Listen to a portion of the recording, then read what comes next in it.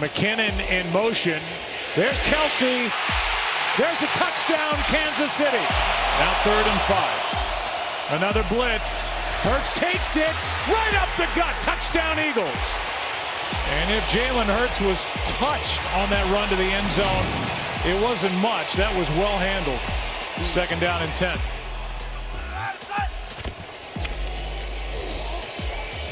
Good protection, aired out.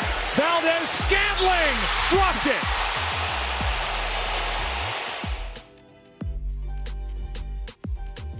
Patrick Mahomes is one of the very great quarterbacks in the history of the sport. But tonight was another reminder that even a magnificent signal caller cannot do it alone. He needs help. I'm talking to you, Marquez Valdez-Scantling, but you're not alone. Mahomes and the Kansas City offense once again go silent in the second half, one of the truly weird factoids of this 2023 season, and it allows the Eagles to take a 21-17 win in Arrowhead behind 2 Jalen Hurts touchdowns, including one in the fourth quarter that put them ahead for good. The Super Bowl rematch lived up to the hype. Dan Hanzus here with Gregg Rosenthal and Marc Sessler. And Mark, yeah, the Eagles, they deserve all the credit in the world, but what people are going to be talking about when they wake up tomorrow is the Chiefs and their inability to support this great quarterback and the wide receivers that got them beat. If you remember, it feels like a million years ago. Got them beat in week 1 against the Lions with all those drops by Kadarius Toney. Happened again in primetime here, and it continues to be a major subplot of this season.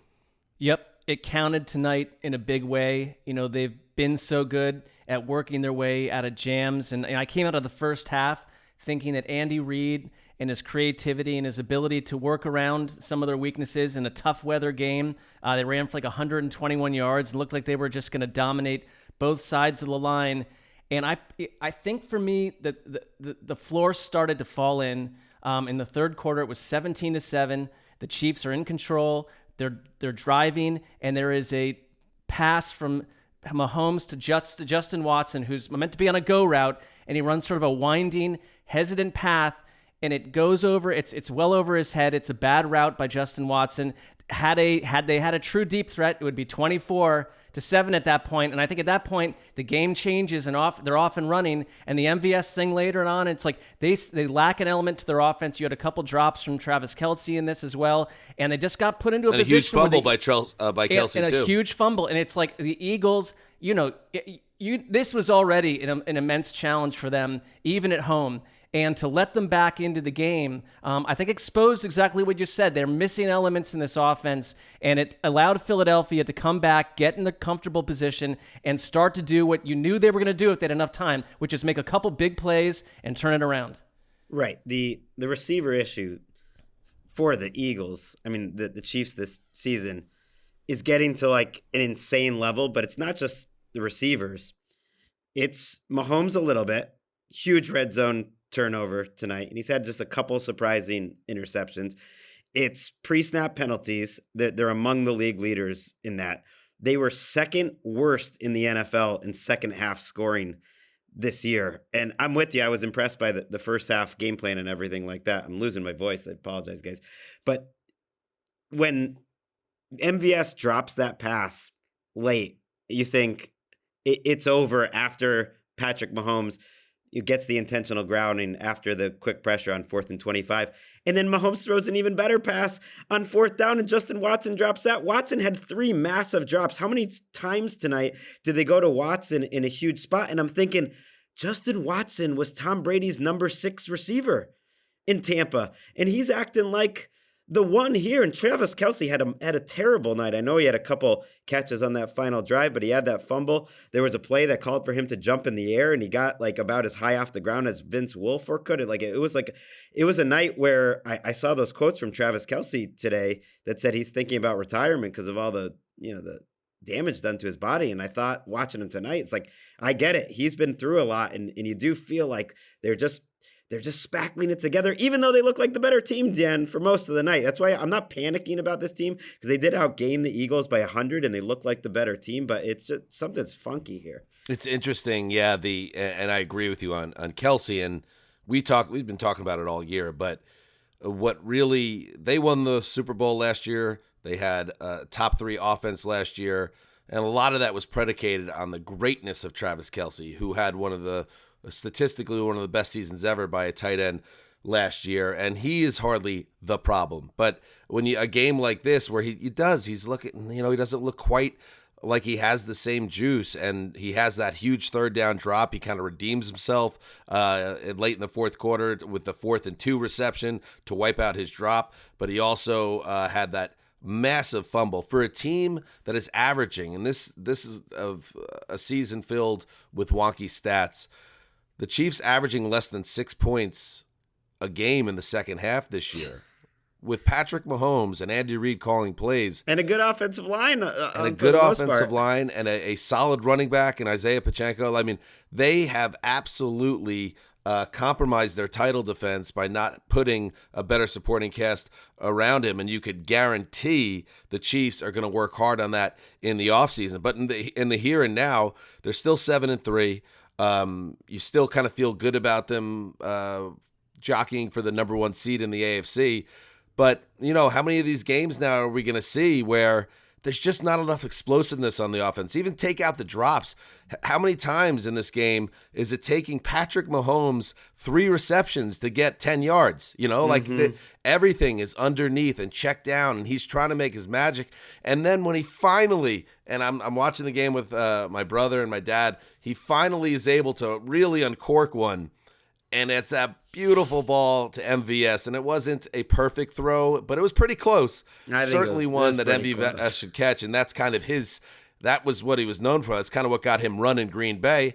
But you got to say, the Chiefs management and Andy Reid, they brought him in. They brought in MVS, and they brought in these other wide receivers that aren't getting the job done. So that is just something to keep an eye on going forward. Is there a way to fix this offense? Because I don't know if there's a route going forward. It's now heading towards December. Yeah, I mean, it's too late to assume that can happen. I mean, I kind of, it's like we trust the coaching staff. You trust Mahomes to do something more than you'd expect with whoever's around him. But to your point, Dan, they've scored 1 fourth-quarter touchdown all year. That's atypical for the Chiefs and what you'd think of Mahomes. And to your point, Greg, Watson had 11 targets tonight and just 5 catches. It wasn't like he was, making a lot of production out of that. And I think it kind of wasted because along with the first half running game, it's like we are looking at a really special Steve Spagnuolo-led Chiefs defense that held, the Eagles and Jalen Hurts to 20 passing yards in the first half. They couldn't do anything on third down. They were sacked 5 times. Trent McDuffie's all over the place. Chris Jones is on fire. And it all vanishes because you'd expect that part of the ball, Mahomes and the offense, to take care of business. And they flittered it away. And it's just it's such a shame because we're about 10 minutes away from them having an incredible defense of the Super Bowl rematch, and it's like we're talking about something else entirely. Greg, A.J. Brown, 1 catch for 8 yards. Well, so the weather, if you guys didn't watch this game, if you're listening to it, the next morning in the UK or wherever, the rain, I think, was a pretty big part in why I think the receivers all had terrible nights. It felt like all the receivers were taking turns selling out their quarterback. Jalen Hurts' first interception comes on a play where A.J. Brown completely changes the route in the middle of it. He goes deep when Hurts has no way to see him because of quick pressure, gets intercepted because of A.J. Brown, who also doesn't make a good play on a one-on-one play in the end zone that is kind of A.J. Brown's bread and butter and was on a good ball, and he just judged it poorly. So, the receivers were playing poorly all night, but I do give the Eagles defense or offense a little bit of credit here because ultimately it felt like they were out of it and their defense kept getting 3 and outs to start that third quarter. Then they put together a quick strike touchdown drive. And then right when it's going against them, Travis Kelce, they get that fumble. And what I think was the key play of the game until the MVS drop, 4th and 4, Andy Reid at his 40-yard line chooses to punt it in the fourth quarter. And the football gods don't like that, Danny. The football gods don't like it. So they make that bouncing punt go into the end zone. 2 plays later, the Eagles have already made up that punt yardage. 4 plays later, they're in the end zone and they got the lead. So as great as the Chiefs defense is, it's still defense. And if you give the Eagles enough chances over and over, I give the Eagles some credit. They kept going back to those screen passes. It was driving me crazy. But finally, they hit one with DeAndre Swift. And then Devontae Smith, who was getting open all night, he gets deep and Jalen Hurts hits him with a nice go ball. I wrote in my notes on that 4th and 4 punt in Eagles territory, I think it was the 39 or something like that. Gregg is going to go nuts off this because it netted only 19 yards. And then, but that is that was just like the second or third iteration. Very Andy Reid, too. It was. And just letting them back into the game. And give some credit to the way that DeAndre Swift ran tonight. And then suddenly you started to see Hurts do it on the ground too. And that drive changed everything. It's just like these key mistakes. And that punt decision was so atypical for 2023. No matter what school of thought you're in, it's like, be aggressive and attack because you've got the greatest quarterback in the league and you can make a play here no matter what's happened. And I thought that was just kind of like handing a chance back to an aggressive Eagles offense to say, come do what you can do. And they did it. It's why you need good receivers, Dan, because only one receiver had a great night tonight. But it's really important to have high-level players at that position. A.J. Brown couldn't get it done, but it was Devonta Smith. I think it was ultimately talent that sort of won out there for the Eagles that saved them. They did without Dallas Goedert, too. He made a big catch downfield, the 41-yard gain. So I don't know. I mean, yeah, you could say it was the weather, and it certainly wasn't great. But a lot of these drops, man, you just gotta. And it was a great environment. I thought, despite the weather, it felt like a huge game. It felt like a playoff game. And I have to give some credit. I don't really like doing this, and I don't know why, but I also don't think I'm alone. I know Keith Hanzus feels this as well. I don't know about Nick Sirianni. He annoys me for some reason. There's something about him. I just feel like he's he's a rascal, that guy. You just want to go. I love him for the same reason why I probably annoy you, but I feel I love him. Yeah, I could see why you would like him. But I think a lot of people feel the same way with some of his histrionics on the sideline, and I don't know, he's just got that face. He's got one of those faces. But he's having fun out there. But whatever. Everybody's having fun, but it's something about him. He's just a little tweaker. He's a little tweaker is what he is. But I will say this. You got to give him credit because, this is not, and, if MVS makes that catch, whatever, maybe it's a different story. It probably is. Maybe the Eagles go down and score, by the way. They would could, only been down 3. Probably they not, though. Not against these Chiefs. I think the Chiefs would have won the game. I think there was that big a drop by MVS, one that can define seasons. But he lost his offensive coordinator, Shane Steichen. He lost his defensive coordinator, Gannon. And this team is 9-1. And Sirianni obviously has a good eye for talent for his coaching staff, and he knows what he's doing. And I don't know if he gets enough credit, maybe because everybody, except for Greg, kind of agrees. And he's just kind of annoying. Just want to swat him sometimes. But he is very good at this, and that's part of their success as well. They just have a very strong team that's built for these crucible type games and moments, and you saw it again tonight. I thought that Sirianni, though, is the sort of a lightning rod who taught us a lesson that if you come in as a coach and your own social media staff does you dirty by making you look like a fool and when you come prancing around the building on that opening sort of tour, and then you turn out to be a great coach, who you're right, they lost 2 good coordinators who look like good coaches themselves. That's a talent drain, and Sirianni's kept it together. And I like Sirianni. I might be in the middle of you two, but I kind of I understand the tears and all that stuff and some of the looks on the sideline, but I think he fits the Eagles, and they love him. You got to get on the man for crying during the national anthem. He definitely fits. He definitely fits Philadelphia. I'll say that. Yeah, I'll leave it there. He's a little extra. I definitely can. Mark, don't you just want to give him a little slap, though? Just a little one sometimes. I just think he's grown on me because something about the Eagles used to kind of annoy me in general. I couldn't quite place it. And he's made me a fan of them because of kind of what they did tonight to get out of the jams they were in. And he comes up with solutions. But I know what you're saying, Dan. They're really showing that because it's so hard to come back from making the Super Bowl and losing it, and to come back and be 9-1 despite not always playing their best. And this gave that feeling too. They got outgained by 100 yards, but they've been in a lot of different situations this year. They were down big to the Commanders. I know it's the Commanders, but they were down big to the Commanders a couple times, won those games. They've shown they're really good as front runners, but they're also good in coming from behind. This was a game, and I if I was a Chiefs fan, I actually do take a lot of positives out of this game.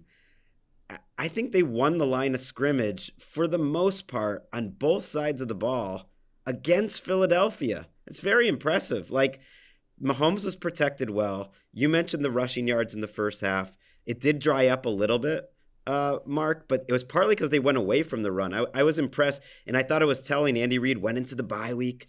Everyone's, what's he going to do when he comes out of the bye? He's the magician coming out of the bye. And kind of what he did was like, actually, we can run the ball. We have no explosive plays. We're just going to be methodical and count on our defense, and we're going to run the ball. And they did that very well.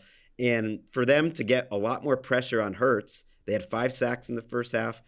They won that matchup.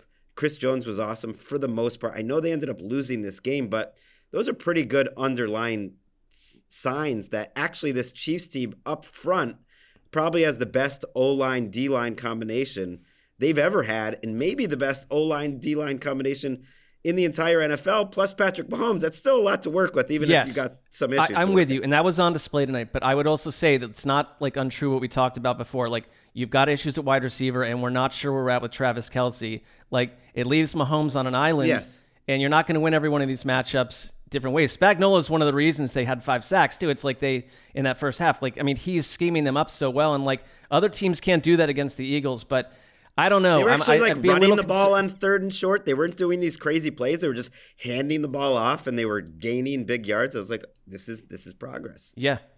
Next week, the Eagles get the Bills at home on Sunday, and the Chiefs are in Vegas for the Raiders. So there you go. And I was thinking, now that I'm thinking about it a little bit more, Mark, think of it like a long leather glove, right? And you take it off finger by finger, and then you're holding it by like kind of the base of it, and then you just like whack them in the face, and you go, just stop it. Oh, like an old-timey woman's like 1940s smack with her glove, like in the rain. And it's just like, just stop it. I don't understand what people want out of their coaches. I mean, if they're just standing there and they're boring, they're too boring. He's out there living, like he's living his life. He's leaving it all out there on the field. I like it. There could be some tri-state area envy going on here too. I didn't know that it's controversial to think Nick Sirianni's a good entertainment value. You're siding with a mass agitator, Greg. I totally get why. I will admit, he is almost the exact example of the type of guy that, like, if he's your coach, you love him. If he's on your team, you love him, and if not, maybe if you're against him, he would drive you crazy. Guess what? The Eagles are my team. I'm a closet Eagles fan, so I enjoy them quite a bit. All right, there you go. Great game. Wouldn't mind seeing them play again in February. How about that? Oh, what's that? We had a lock off for tonight. We had a Chiefs Sessler pick shaking from his Mark. head. That's not a good sign. Yeah, we had a Chiefs pick for Mark, and the Cincinnati Zoo staying on Greg's heels here. They locked up the Eagles. Man, I can't remember, and that's a bad beat, Mark. Just know that I probably would have won my fantasy matchup if MVS catches that ball. So we're both a little annoyed about how the end of that game played out. But I gotta say, the West brothers and with the zookeeper Nick Wessling, Greg has run away with this thing, but at the same time, I can't remember the last time the Wessling brothers lost. Aren't they on a mighty streak of their own? I'm not running away. They're right. They're 2 back with 10 to play or whatever. That's not running away. Wouldn't at that be all. delicious if that came down to the last couple of weeks? It'd be good for the show. And I was thinking about this tonight as I was watching the Chiefs fade off into the distance, along with my lock. Like, I do take consolation. Do you remember back in 2016? Of course you will. You remember how 4th place turned out and who got 4th place that year, remember? What are you talking I'm about? sorry, I don't know. Exactly. Exactly. No one is like in no one even remembers who in won 2029. No gotcha. one is going to remember my fate in this contest. I can walk around, and Greg, I know that you can drive to the local Wendy's with your lock trophy, and they're going to give you all your food at half price. I'm sure that's how it works. But outside of our little bubble, And I do enjoy. I'm just I'm hitting out, but like I'm getting my butt kicked in the locks tournament, and I'm I'm trying to look at it from a larger view. It has no meaning on our society. And Mike Tannenbaum could like go to the friendlies in Western Mass and talk about how amazing it is with Gregg's lock trophy. I guess I'm losing my touch because I was straight rooting hard for the Eagles tonight. If I had known, I guess that it was Nick's team, then maybe I would have changed my mind. Oh, what a showdown that will be! I'm always pro Eagles. What a team! And I saw Nick did do a little trash talk in that thread. It looks like, Mark. I don't know. Well, no. So I it's good to be competitive, but like literally the minute the game ended, he sent like 3 lock icons. It was like, all right, you had that thing planned for like 20 minutes. I get it, but that's fine. He and I are not very confrontational with each other. I mean, we're pals. Well, it's sounding like he got under your skin just a little. I was ended tonight. Like any chance of me doing anything ended tonight. I think there's kind of like the lock competition now as we head in, deeper into the second half. It's like 2 Siriannis going off against each other. Only one can be on top at the end. There are no winners in that competition. I do want to say before we move totally off this game, I actually think the Chiefs have as good or better chance to get the 1 seed than the Eagles, despite this loss. This was a bigger win, I think, for the Eagles. It was a bigger game, I think, for the Eagles than it would have been for the Chiefs, just because of the schedules. That's it. I mean, they've survived the start of this gauntlet by beating Dallas and by beating Kansas City, but it remains very hard. Detroit's only 1 game back. San Francisco's hanging around. Dallas is hanging around. And Kansas City's schedule the rest of the season is Cupcake City. The only tough game really is home for Buffalo, which is not a game that that they're going to be underdogs or anything. They're playing at the Chargers week 18. Everyone's going to have their bags packed for the Chargers by that point. Like I could see that the Chiefs either winning out or only having 4 losses, and I know they're not the 1 seed tonight. It's the Ravens technically, but the Chiefs have a very good chance to be the 1 seed. Looks like you're coming around on my take on the podcast last week. What was it? There's no good teams in the AFC. So this Chiefs team with literally 0 fireworks that averages 5 points a game in the second half. Yeah, they could get the 1 seed. They have a great defense, a great head coach, a great quarterback, and a great offensive line. So yes, they have one pretty big weakness, scoring points in the second half. But then your Ravens will still win the Super Bowl. No. Your Ravens will still win the Super Bowl as a 2nd seed then. When you look back at teams that win the Super Bowl, they're usually like 13-4, or sometimes they're 12-5. It's like they got to lose some games for that to happen. It happens. All right, let's take a break, and when we come back, we'll hit the news and then get on out of here. All right, we are back. All right, let's see. Let's hit some news. Starting with my moribund New York Jets, who are having a historically poor offensive season.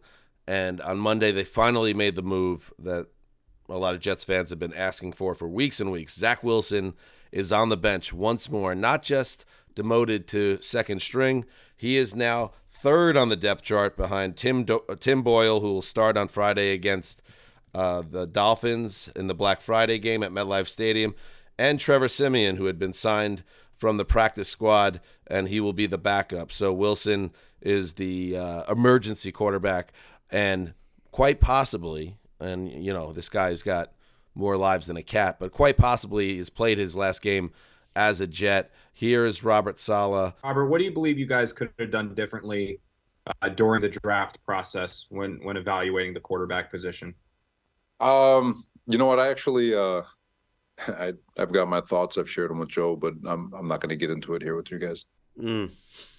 That is a very strange answer from Saleh, who has been a little inconsistent around this quarterback. Quite frankly, he went from supporting him deeply and fully as recently as about 7 days ago to now with kind of that weird non-answer and using language that teams tend to use when they've given up on a QB, like, I think he can be a good player, insinuating wherever that may be, but it won't be here. So that is a move the Jets had to make. I was raging, guys, about I don't know if I could watch another game, and everyone should be fired if that guy is even on the field in the second half against the Bills. So they did bench him in that game, and now they move him out of the picture. It's just all too little too late, in my opinion. Yeah, I think, well, you've clearly given up on him when he's the third quarterback behind Tim Boyle and Trevor Siemian. That's pretty dark. I mean, there's a non-zero chance Zach Wilson never starts a game in the NFL again. I mean, there's a non-zero chance he's out of the league in 2 or 3 years. It happened to Blake Bortles, another top 5 pick. He'll get another chance on another team, certainly, but it'd be a surprise if he ever played for the Jets again. And part of the issue is that it's Tim Boyle next, or it's Siemian, who is only on the team because he didn't make the Bengals. And like, Tim Boyle is one of Aaron Rodgers' best friends. It's hard not to just find it bizarre that one of Aaron Rodgers' best friends is, playing quarterback with Aaron Rodgers' favorite play caller calling the plays. It's just like, it's a little much.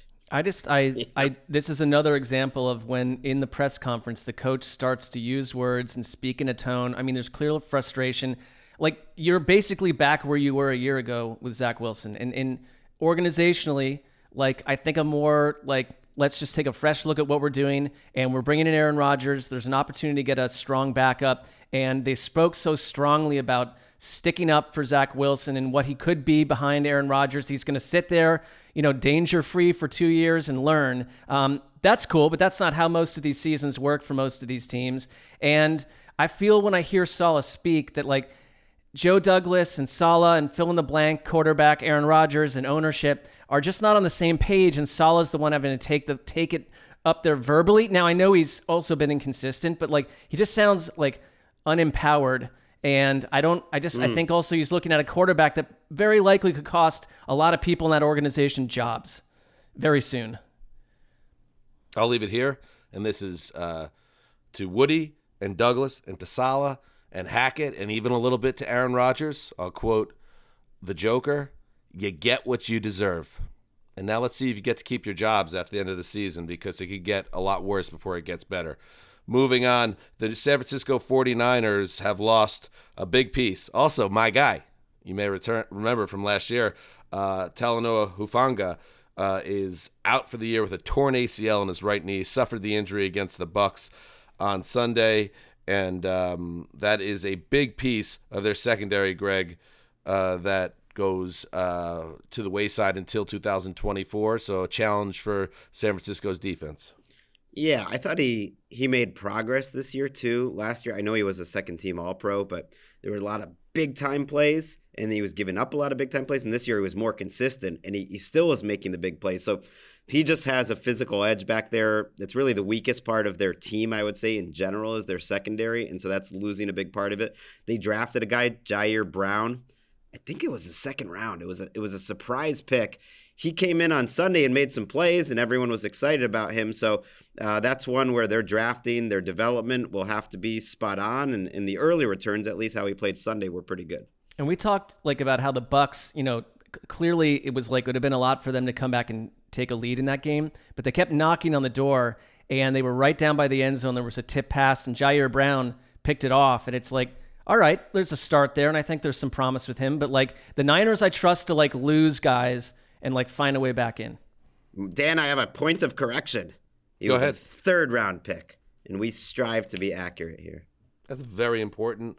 I would give you a really touchy high five if I was with you right now. Joey Bosa of the Chargers limped off the field against the Packers on Sunday with a foot injury. He got carded. He had the towel in his face, and it all looked very bad. And it's not good. Not maybe end of the season bad, but it could be. Joey Bosa has a right foot sprain, which sounds awfully close. That dreaded harlot, that floozy, that scorpion woman, Liz Frank. But I'm not seeing that as a term connected to this injury, but it's a foot sprain.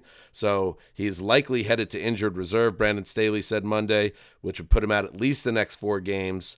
And it will be determined, Staley said, if Bosa plays again this season. Greg, this has been part of the Joey Bosa experience, and it's going to be for whether it's the Chargers or whomever else that's going to give him a massive contract because he's an elite player when it comes to doing what he does best and getting to the quarterback. But this is a tough injury for a Chargers defense that already stinks, and it really is frustrating because Bosa's missed a lot of time in his career. Yeah, I went and did the numbers randomly earlier this year because I started thinking about it. This is his 9th season, and this will be the 6th time in 9 seasons, I believe, that he failed to top, what's the number? 550 snaps, which you would consider like a part-time player. If you play half the snaps, it's about 500. So he has been less than a part-time player, less than half the snaps in 6 of his 9 seasons. He's had a great theoretical career. You feel for him, and you certainly feel for the Chargers who gave him all that money, but he really hasn't had the career kind of that's in your head that you think that he had, because he just hasn't been on the field enough, and I do suspect that they'll move on from him in the offseason. Well, we don't know who like they is at this point too. It's with Telesco. That organization. Yeah, right. I'm just saying, like, Telesco's, he's been there forever. He's got a lifetime job, probably apparently. safe, but like he was there partially this time around now for Brandon Staley's defense as well. He's got a $36 million cap hit next year, and he's not that easy to trade unless you want to take him some dead money, but we'll see. He's got 0 guaranteed. It's crazy that like 3 seasons in a 9-season career where he really stayed healthy. Other injury news, better injury news. The Ravens told reporters on Sunday that they thought Mark Andrews' season was over after the ankle injury that he suffered against the Bengals, and that Bengals, it was a Thursday injury, in their 34-20 win. Harbaugh gave a surprise update on the tight end Monday, saying there's a, quote, outside chance they see him again. Let's hear from John. Nothing's completely definitive yet, but my understanding is, in talking with our trainer and the doctors, is that it wasn't as bad as initially feared right after the game, that there is the type of damage that's done sometimes in that kind of an action, what happens to the ankle, but it wasn't as bad as it could have been. It's a little cleaner than they thought based on the MRI. He's going to be involved with Dr. Anderson down there in Carolina, Charlotte here next few days, and that we'll know more, but there might be an outside chance he could get back at some point in time. So we'll just have to see how that goes, though, and I don't want to say that's definitive by any stretch, but there is some optimism. Mark, is this take too strong? The Ravens cannot win the Super Bowl without Mark Andrews on the field. No, I think he's their North Star, but I also, the minute I heard this news, I had a vision of, like, we're going to be tracking this for weeks, and, like, he will suit up and appear in time for, like, the crucial, final game of the regular season or their playoff game. I can see that already. And I have another, I have a suspicion. You know how people have questioned if Shakespeare was actually, like, maybe a collection of 12 to 15 writers? He was writing, like, massive plays, like, every week. Dr. Andrews, I'm convinced, is just like a legal firm of, like, 22 doctors that do surgeries every week going back, I don't know how many years. How many surgeries does this guy do? He's the busiest guy in the league. Everyone goes to him. I wouldn't be convinced if it was 7 to 8 people all, collecting massive paychecks. Ever since Neil Architrage or whatever, El Architrage, I don't know. His name is Neil Elatrach. Okay, bro. Actually, you got it. I've never said that name before, and I realized I had no idea how to say it, but I've just seen it. Those guys, they hate each other. They see each other at the golf course, and he's like, Andrews, that guy, he's old time. Elatrach is bringing in the new blood. I did Tom Brady's knee. Tough sitch when those guys are battling out, driving it past each other, and they're like Porsches. They got Isaiah Likely. They'll be fine in the meantime. Greg, who do the Seahawks get on Thursday, Thanksgiving? They got the 49ers Thursday night.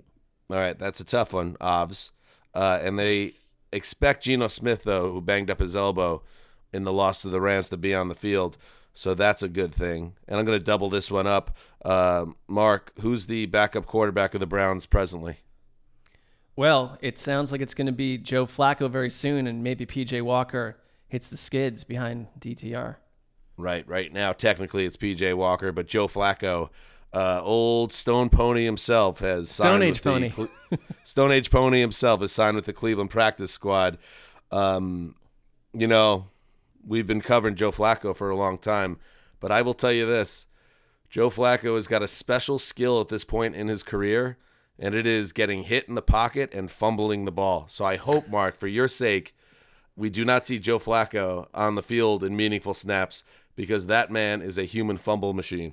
I do love that when the Browns tweeted it out, they went out of their way to the image of Joe Flacco in a Jets jersey. There's no way they're going to tweet out Flacco in a. He was like, he had, outside of Big Ben, he had the greatest quarterback starting record against the Browns of anyone ever in the modern times, and it just seems like an ill fit to me. And he's also roughly 56 years old, so we'll see how that goes. Can I just throw out there, Mark? You may remember, you may not. Joe Flacco, one of the most unlikely Jet wins in team history, 1-0 against the Cleveland Browns as a New York Jet last season. I guess you bring him in for his information about what he can do for the Browns from the inside. I'm not sure what's happening here. They do play the Jets later in a potential DTR versus Tim Boyle primetime showdown. Pinch me. I honestly would not be surprised if it's Joe Flacco by then, because A, it's just hard to stay healthy as a quarterback, and so we don't know if the Browns will be able to stay healthy. And B, just depending on how it goes, man, this offense that they're putting together with DTR, it's just they're starting from the ground floor, and they're putting different things together. And at some point, they just might want to see how it looks with someone with experience. It just wouldn't shock you if at some point Joe Flacco plays for them. But I'm with you. I'd rather just see DTR go. The Patriots will decide their starting quarterback in Week 12 and perhaps beyond after sharing reps in practice this week. That is depressing, between Bailey Zappi and, of course, Mac Jones, unless there's another guy in the mix. Greg, you could help me out with that. There is. I actually think Will Grier, I would put money on Will Grier starting games this season. Maybe not this week, but this season. Will Grier and Tim Boyle making up 50% of the AFC's quarterbacks. That's rough. And finally, the NFL has suspended 14-year veteran. That's unbelievable. 14 years. Kareem Jackson's been smoking guys on the field.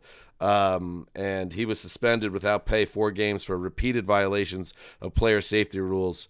The result of a pretty vicious hit on Josh Dobbs in Denver's 21-20 win on Sunday. Mark, you were saying to me that real man football is missing, and you celebrate hits like that. That's what you said to me privately. Do you still believe that now that we're sharing a conversation in public? Sure, absolutely. Why would I back down from that take that is so honest for me? He just came back from a suspension. He just appealed like another 4-game suspension, and now he's suspended again. Suspended, played 2 games.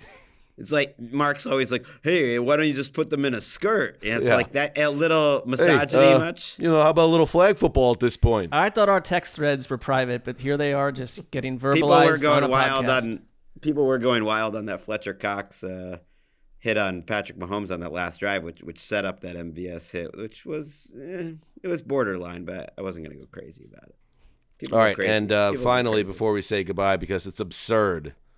You know, I grew up on the East Coast, but, you know, it's been a long time since I've been watching primetime on the East Coast, and we're taping this at 12:18 in the morning. I have a flight to catch in the morning. Actually, I want to go back to the whole Will Grier, Zappi, Mac Jones thing for a while, because what it really says about the Patriots dynasty is that – okay.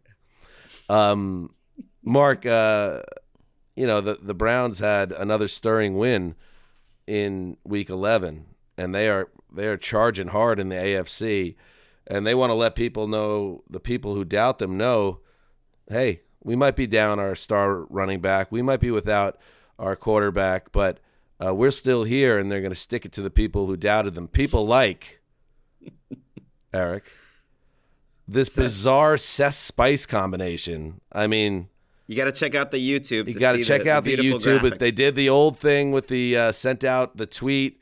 I'm not being. We can't see what the Browns tweet is based on what we're seeing now. But no, that was the whole thing. The old screen grab of all the game preview picks, and there it is. Seth Spice picking a 16-13 Steelers win, and it just, you know, Mark, I don't even know what else to say, but I'll throw it to you. I've largely handed the operation over to the extremely knowledgeable Spice Rack. In this case, I let him make, if he feels strongly, I'm going to go with it. I would say that's all right. Easy there, Brandon Staley. Your name's on it. Let's take some accountability. No, it is, but I would say that's a bad job by the Browns with that tweet, because I get those things all the time. It's like when everyone picked Team A to win, and I'm a part of that crew. But how about this? In that collection, half the people picked Cleveland, though. Yeah, I don't understand it. Half the people Browns picked Cleveland. social media needs to work on it. Half the people pick Cleveland in a game between 2 6-3 teams. What is all that points out is that, and look, Nick Shook's there. He picked his hometown team by 10. But let's call a spade a spade. If you're gonna hand over the operation to someone else, Mark, maybe somebody that's capable, because it looks like Spice Rack might be in over his head. I think Spice Rack went 14-1 the week before, so I don't. It's more than learning on the fly. He's got skills. Let's check the data on that as well. It sounds like some classic Sessler inflation. Right. I think what you really need to do is go check out my picks on Game Day View, Mark, and you'll see I picked the Browns, and maybe I'm the biggest Browns fan now on the Around the NFL podcast. We got rid of your old creepy quarterback, and I'm on the train. I picked him in a nice little victory. Way to go, Greg! You're a valiant individual, and there's no end to that ability of yours. Greg, does the name Barry Horowitz mean anything to you? Actually, no. I don't know anything. Yeah, you could look him up on Wikipedia. The real ones know. All right, good stuff. I got to go catch a bird, and I'll see you guys on Wednesday. We'll be back. It's a holiday week here in the States. Thanksgiving on Thursday, so the schedule for us actually is pretty similar. No, it's different actually, because the NFL must own every day possible, especially during the holiday season. So we're going to do our full preview of Week 12 on the Wednesday show, and then Thursday we will enjoy time with our families and watch all the football. And then Friday, we'll have you caught up to date with the recaps of the Thanksgiving games and also the Black Friday affair, the very, very Black Friday affair of the New York Jets against the Miami Dolphins. And, of course, the flagship show will return again on Sunday. That's it. That's the schedule. Cess Dog, you're back in the saddle, and there's no getting off, baby. I'm in control. Heed the call.